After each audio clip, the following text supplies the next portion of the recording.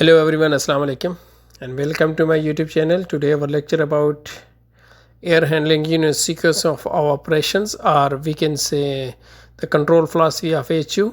So our last lecture जो था वो HU के बारे में था, उसमें हमने HU के बारे में पढ़ा और उसके HU के अंदर जो इक्विपमेंट्स यूज़ होते हैं, सप्लाई फ़ैन है, एग्जॉस्ट फ़ैन है और उसके अंदर जो फ़िल्टर्स वगैरह है, कूलिंग कॉइल सेक्शन है, इस बारे में पढ़ा था। आज का जो बेसिकली हमारा टॉपिक है वो है इसका कंट्रोल फ़िलासफ़ी कि HU कैसे काम करेगा, इसका सीक्वेंस क्या है, यानी सप्लाई फ़ैन का किस टाइम ऑन होगा, वो बेस ऑन टेम्परेचर ऑन होगा, base on static pressure on होगा। इसी तरह हमारा कंट्रोल वाल्व जो चिल वाटर का है वो किस बेस पे ऑन होता है, किस चीज़ से जो हमारा उसको सिग्नल मिलते हैं टेम्परेचर से वो ऑन होगा। तो ये कंट्रोल फिलासफी पढ़ेंगे HU के बारे में। So guys, before go to lecture, subscribe my YouTube channel and don't forget to hit the bell icon. Bell icon से मुराद ये होगा कि आपको नोटिफिकेशन मिलेगा और जो भी मैं वीडियो अपलोड करूँगा तो आपको फ़ौरन नोटिफिकेशन मिलेगा। So let's go to topic.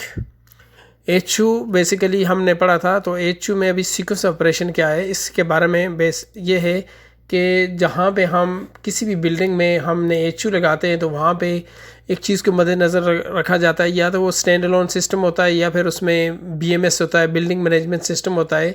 तो बिल्डिंग मैनेजमेंट सिस्टम का यही पार्ट है कि HU यानी उसको कंट्रोल, उसको कैसे कंट्रोल किया जाएगा तमाम मैकेनिकल सिस्टम को, यानी एक BMS एक रूम से वो उस बिल्डिंग के अंदर जितने भी हमारे पास इक्विपमेंट लगे हुए होंगे, HU है, चिल वाटर पंप्स होंगे और चिलर होगा, और हमारे आगे डक्टिंग में जो हमारे VAVs हैं, तो ये हमारे तमाम जो हम मॉनिटर कर सकते हैं वो BMS के थ्रू मॉनिटर करते हैं। एक रूम में बैठ के इसको मॉनिटर करते हैं और तमाम चीज़ों को एक दूसरे के साथ इंटरलॉक कर दिया जाता है कंट्रोल के थ्रू।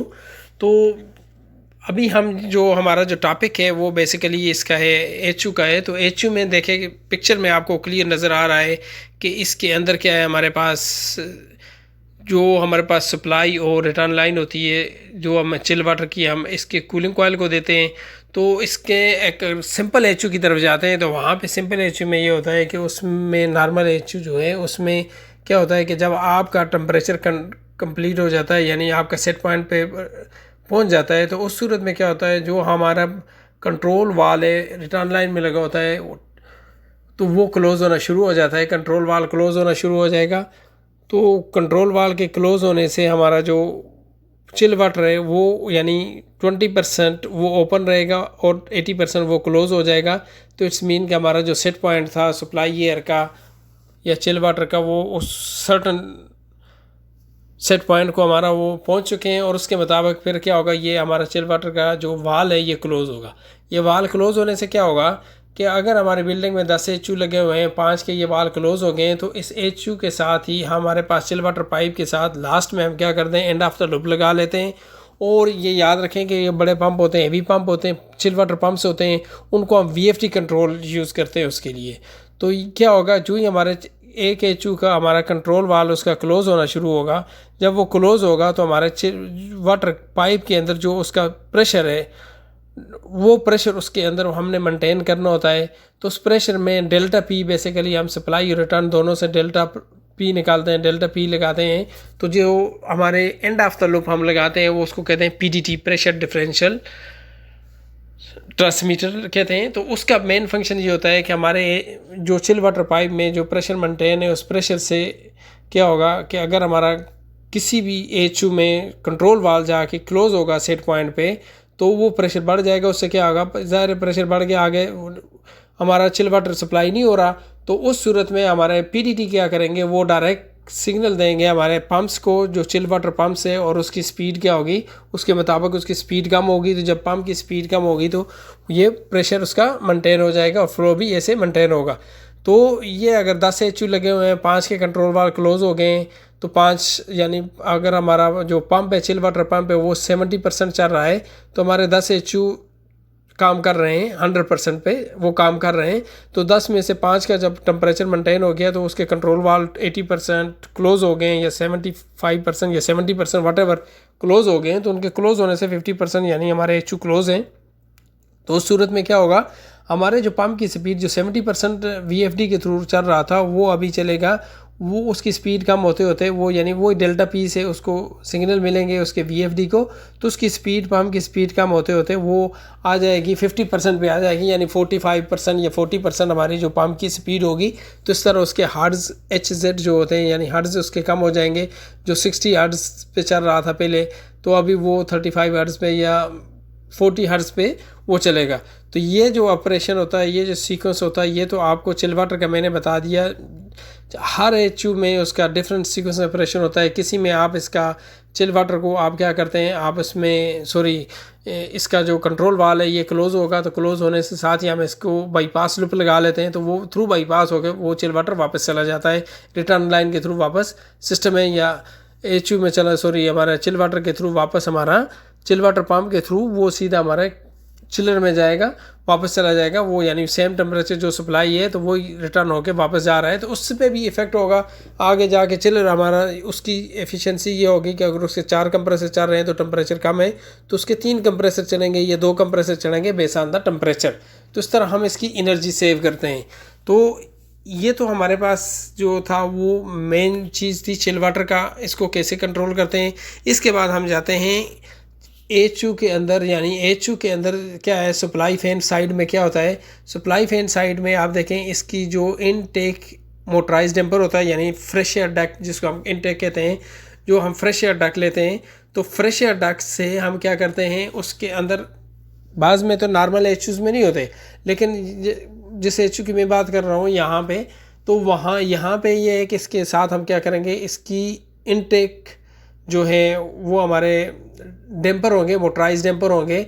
फिर इसके अंदर पैनल है, फ़िल्टर है, उसके साथ हम क्या कर देते हैं, PDT लगा लेते हैं। जो पैनल फ़िल्टर के एक साइड पे और दूसरी साइड की PDT की ट्यूब लगा दी जाती है, प्राप लगा दी जाती है, तो वो डिफरेंशियल होता है PDT यानी उसका हमारा पैनल फ़िल्टर का।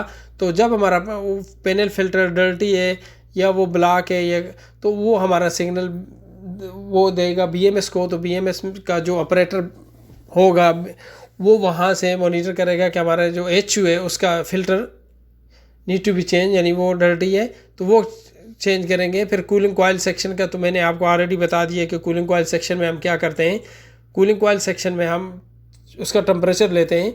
तो उसके बाद हम क्या करते हैं, सप्लाई फैन की तरफ, ये भी सप्लाई फैन जो होता है ये भी हमारा जिस तरह चिल वाटर पंप का जो VFD के थ्रू चलता है, तो सप्लाई फैन भी हमारा जो HU के अंदर होते हैं मोस्टली क्या करते हैं, ये VFD के थ्रू चलते हैं। तो इसके लिए सप्लाई फैन के साथ जो हमारी सप्लाई डक्ट होती है, तो सप्लाई डक्ट में भी मोटराइज डैम्पर होते हैं, ठीक है, वो मोटराइज डैम्पर होता है। इसी तरह रिटर्न डक्ट जो है, रिटर्न डक्ट में भी मोटराइज डैम्पर होगा। तो सप्लाई साइड भी मोटराइज डैम्पर है, रिटर्न डक्ट्स भी मोटराइज डैम्पर है, और हमारी इनटेक जो है, यानी जो हमारी intake mean fresh air outdoor, तो उसमें भी मोटराइज डैम्पर है। तो फिर हमारी जो एग्जॉस्ट एयर है, एग्जॉस्ट एयर इन एक बिल्डिंग से आ रही है या एग्जॉस्ट एयर आउट हो रही है, तो उसमें मोटराइज डैम्पर है। तो ये सारे जब हम HU को हम ऑन करते हैं, तो सबसे पहले जो चीज़ ऑन होती है, इसके HU के डैम्पर ओपन होना शुरू हो जाते हैं, ठीक है। सब इसके डैम्पर आपको जो पिक्चर में नज़र आ रहा है, तो इसके सब डैम्पर ओपन होंगे। डैम्पर ओपन होने के साथ क्या होगा, फिर हमारे जो है वो सप्लाई फैन ऑन होगा, और हमारा सप्लाई फैन ऑन होने के साथ ही हमारे जो है इसके अंदर एनर्जी व्हील है वो स्टार्ट होना शुरू हो जाएगा, और इसके स्टार्ट होने से फिर हमारा चिल वाटर का जो है वो प्रोसेस वो शुरू हो जाएगा।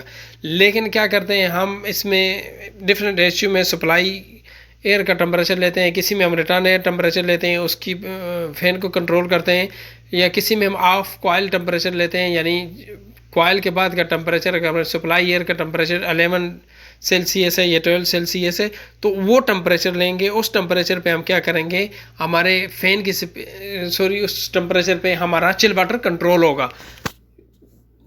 तो जो हमारी फ़ैन की स्पीड है, फ़ैन की स्पीड हम किस बेस पे कंट्रोल करते हैं, फ़ैन की स्पीड हम कंट्रोल करते हैं HU की डक्ट, जो सप्लाई डक्ट है, वो सप्लाई डक्ट में हम स्टैटिक प्रेशर मेंटेन करते हैं। वो बेस ऑन डिज़ाइन होता है, जितना स्टैटिक प्रेशर मेंटेन करेंगे, तो स्टैटिक प्रेशर में जब वो हमारा मेंटेन हो जाएगा, तो हमारे फ़ैन की स्पीड कम होना शुरू हो जाएगी।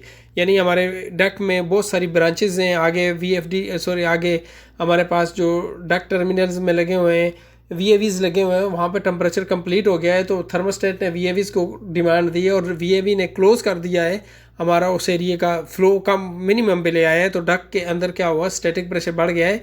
उसके बढ़ने से क्या होगा, साथ ही हमारा जो उसमें डक में भी PDT लगे होंगे, तो जो PDT के थ्रू हमारा जो सप्लाई एयर डक्ट है उसमें क्या होगा, वो स्टैटिक प्रेशर के थ्रू वो सप्लाई फैन की हमारे पास क्या होगा, VFD की उसकी जो स्पीड है वो स्लोली ग्रेजुअली वो कम होने शुरू हो जाएगी। यानी वो पहले 100% पे था, अभी वो 50% पे काम करना शुरू कर देगा सप्लाई फैन। इसी तरह एग्जॉस्ट फैन का भी यही है कि एग्जॉस्ट फैन में भी इसमें ऐसे ही काम करता है। एग्जॉस्ट फैन का भी मकसद ये होता है कि इसमें जो मेन चीज़ है एग्जॉस्ट फैन में, वो भी स्टैटिक प्रेशर पे काम करता है कि जब हमारा एग्जॉस्ट है जो हम ले रहे हैं, अगर हम इसी HU में हमने सप्लाई फैन भी लगाया है, एग्जॉस्ट फैन भी लगाया है, तो वही एग्जॉस्ट फैन वो जो हमारा बिल्डिंग से आ रहा है, तो उसके अंदर जो स्टैटिक प्रेशर हमारा जो सेट पॉइंट है PDT के थ्रू वो उस तक सर्टन पॉइंट तक वो रीच होगा। तो एग्जॉस्ट फैन की भी जो हमारे VFD है वो VFD के थ्रू उसकी स्पीड कम होगी। जब दोबारा डिमांड आएगी, कूलिंग की डिमांड आती है, तो जब कूलिंग की डिमांड आएगी तो VAVs ओपन होंगे, फुल ओपन होंगे, तो हमारा सप्लाई एयर फ्लो ज़्यादा होगा। जब सप्लाई एयर फ्लो ज़्यादा होगा तो फिर हमारे पास डक्ट में स्टैटिक प्रेशर कम होना जो शुरू हो जाएगा, साथ ही हमारी सप्लाई फैन की स्पीड यानी VFD के थ्रू इसकी इंक्रीज़ होना शुरू हो जाएगी। तो ये एक नॉर्मल सीक्वेंस ऑफ ऑपरेशन है, यानी एक HU का जो सीक्वेंस ऑफ ऑपरेशन है वो supply, return, fresh air, exhaust air ऐसे होता है। तो सबसे पहले जिस तरह, फिर इसमें दूसरी चीज़ जो मैं आपको मेंशन करता जाऊँ कि जो हमारे पास रिटर्न एयर है और एक फ्रेश एयर है, ठीक है। अगर हमारे पास रिटर्न एयर हम यूज़ कर रहे हैं, वो रिटर्न एयर डैम्पर 20% ओपन होता है, तो हमारा जो आउटडोर एयर है वो 80% हम फ्रेश एयर यूज़ करते हैं। अगर वही रिटर्न एयर हम जो यूज़ करते हैं वो 50% हम रिटर्न एयर यूज़ करते हैं रिसर्कुलेशन के लिए, 50% यूज़ हो रही है, तो 50% क्या करेंगे, हमारे पास जो उसका जो डैम्पर होगा outdoor air fresh air damper वो ओपन होगा। यानी 50-50-100, यानी हम क्या करते हैं, हम सप्लाई एयर फैन हमारा है 3000 लीटर पर सेकंड का, तो 1500 लीटर पर सेकंड हम रिटर्न एयर से यूज़ कर रहे हैं और 1500 लीटर पर सेकंड हम आउटडोर एयर ले रहे हैं। तो आउटडोर एयर में हम क्या करते हैं, उसमें हमारे पास CO2 लेवल होता है। ये चीज़ वो मेंटेन, बिल्डिंग में CO2 लेवल मेंटेन करने के लिए 700 ppm जो भी सेट पॉइंट है वो मेंटेन करने के लिए हम क्या करते हैं, उसको कुछ को एग्जॉस्ट कर देते हैं, यानी कुछ रिटर्न, अगर वो ही रिटर्न 100% हम यूज़ करते रहें तो उससे क्या होगा कि हमारी बिल्डिंग में स्मेल आना शुरू हो जाएगी। तो उससे यानी 50% हमने क्या किया, जब CO2 लेवल ज़्यादा हो गया है तो हमारा डैम्पर 70% जो है रिटर्न का वो क्लोज़ हो गया है, 70% वो क्लोज़ हो गया है, 30% रिटर्न आ रही है। और इसी तरह हमारा जो फ्रेश एयर का जो डैम्पर है वो 70% ओपन होगा, यानी 70% फ्रेश एयर इन होगी और 30% हमारी रिटर्न एयर इन होगी। तो ऐसे ये काम करेगा। Thank you so much.